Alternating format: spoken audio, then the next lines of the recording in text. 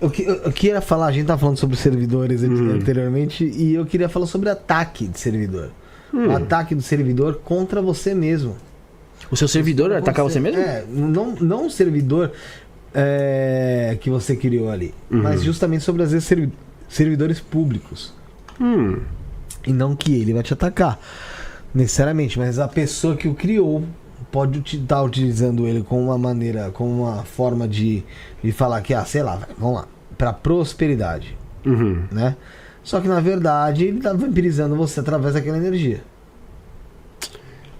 Isso existe, principalmente pelo fato de que nem sempre você sabe tudo que uma pessoa colocou no servidor quando ela criou ela. Mas eu vou colocar umas outras coisas também. A gigantesca maioria das pessoas que estão buscando servidor coletivo e público na internet não tem o domínio sobre a experiência mágica o suficiente para sequer se conectar com genuinamente com o servidor que foi criado. O que eu observo é que a maioria das pessoas recriam na mente delas alguma coisa que é como se um servidor que ela mesma criou para se relacionar, que é parecido com aquilo. Mas é muito diferente de dizer que é muito difícil uma pessoa que não tem experiência se conectar genuinamente com aquele servidor astral que foi criado pelo cara original. Muitas pessoas acabam vivendo a experiência de se relacionar com uma cópia daquele servidor que ela mesma cria, sem acessar de fato aquele bolsão energético. Precisa de experiência para você sequer ser capaz de olhar para aquela assinatura energética, olhar para aquele sigilo e falar: é com aquela energia coletiva que eu tô me conectando. Aí você de fato se conecta com aquilo, aí você pode de fato sofrer a repercussão energética do que quem quer que criou colocou naquilo. Mas é que tá, né? Tipo, tem servidores e servidores, igual você falou. Tem servidor de saúde, uma coisa que, tipo, é focado, cara. Você entende sobre o que é aquilo, sabe? O que eu fui fazer era logo dizia que eu ia moldar a realidade conforme eu queria. Olha que retardadíssimo. Isso é também muito... É muita megalomania, sabe? É muito, você moldar algo ou mudar as pessoas. Só que na hora você fala, pô, será? Se não for, eu sou um símbolo. Mano, mas assim, é o que eu falei, faltou estudo, faltou conhecimento. Muito. E por quê? Porque eu já tinha muito interesse pela magia do caos, mas eu não me aprofundava tanto. Eu ia ver mais alguns relatos, como você disse, em fórum e tal. Tanto que foi um desses relatos que eu trouxe. Nossa, eu falo desde o início do programa, que é um relato de uma pessoa que foi fazer um trabalho com um servidor. Um ritual? Não lembro qual o nome do servidor Não lembro qual o nome do servidor. Josiel. Mas era um servidor público, aberto ali. Tem o do... Era o Fotamecos? Não. Eu tô tentando lembrar, acho que começava com A. Só que acontece, qual que é o do Rodrigo Vinoli? Ábralas. Não é o Ábralas, mas era... Algo parecido? Era uma coisa parecida. Enfim. E essa pessoa, depois que foi fazer isso, ela começou a ser... obsidiada, vamos dizer assim. De uma maneira onde ela ouvia como se fossem espíritos falando com ela. Depois desse ritual. Sim. E ela ouvia esses espíritos falando com ela e tal.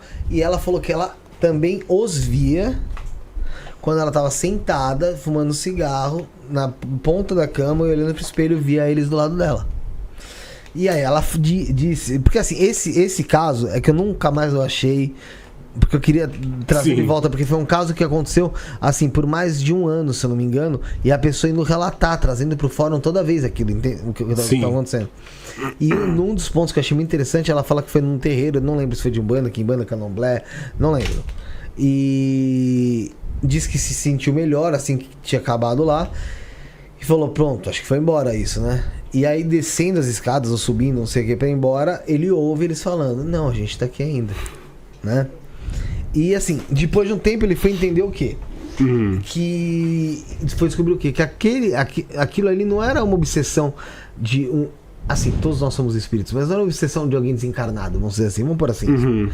Era como se fossem essas duas pessoas numa projeção astral, numa bilocação, que iam lá e vampirizavam ela e conseguiam se comunicar com ela. Então eram pessoas que estavam vivas, né? E a maneira que ela achou pra se desfazer disso aí, porque chegou um momento que o cara realmente falou, desisto, vou viver com essa porra do lado mesmo, fala fora.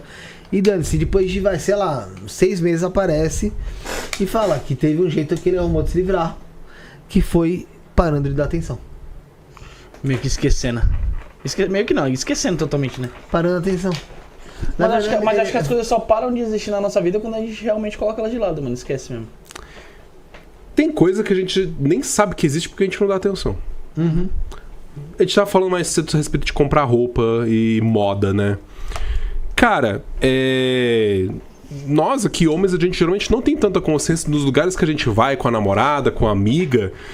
E os olhares que muitas vezes as mulheres trocam, eu sei por uma questão machista, muitas vezes de pressão estética sobre a mulher, mas acontece, existe muito de mulheres que olham umas pras outras e mediam ali o status de cada uma a partir da roupa que tá usando ou não tá usando. Se tiver igual, então esquece, acabou a noite. Ou pior ainda, todo mundo combina, todas as amigas mulheres combinam no grupo, tipo assim, a gente vai num estilo mais ou menos assim, a gente vai arrumada, mas não super arrumada. Aí vem aquela amiga super bem arrumada. Mas olha que loucura, isso já é uma loucura. E a gente não enxerga isso. Mas olha que loucura, a gente vai, mas não vai tão arrumada, tá? Pra justamente a gente não ter... Meu, que bagulho. Como assim? Vai do jeito que você quer, caralho. Parceiro, é isso que tá. É porque essa forma de diálogo, de disputa de status e poder, pra gente é invisível. Não, porque nesse ponto é um ato político até. eu fui num velório com a minha ex, aí tinha uma moça com a camisa, com a blusa igual a dela. Mano, acho que era da mesma loja, parceiro. Ela ficou o velório todo falando aquilo no meu ouvido ali. Eu falei, mano, tá bom, tipo. Eu tá bom, mano. Eu falei, pega o meu paletó, caralho. Não, tipo, eu falei, vou fazer o quê, mano? Vou fazer o quê, tio? Você fala, mas essa cobrança é muito engraçada mesmo. E a gente não. Desculpa atrapalhar seu raciocínio. Não, mas passa por essa coisa, daquilo que é invisível pra gente. E não precisa nem ser uma coisa espiritual. É uma coisa cultural. A gente não enxerga, a gente não percebe, a gente não observa. Então, às vezes, você vai até num lugar diferente, você vai visitar uma pessoa que é de uma família tradicional japonesa, tem costumes daquilo que eles estão fazendo ali na sua frente que você não tá nem observando, nem entendendo o motivo e o propósito que tá acontecendo. Toda uma dinâmica ali de social, de disputa, de oferecer a garrafa, que você não enxerga porque você não conhece aquilo, não faz parte das suas crenças, do seu universo, do seu mundo. E um jeito muito interessante de você excluir coisas da sua realidade é não dando atenção pra elas, é excluindo ela aos poucos. Tem gente que consegue fazer isso naturalmente, tem gente que precisa fazer rito mágico pra fazer isso. Eu não gosto de especular muito sobre o que foi que essa pessoa de fato viveu. Porque o que você me falou é uma coisa que eu, na minha experiência prática, vi que é possível.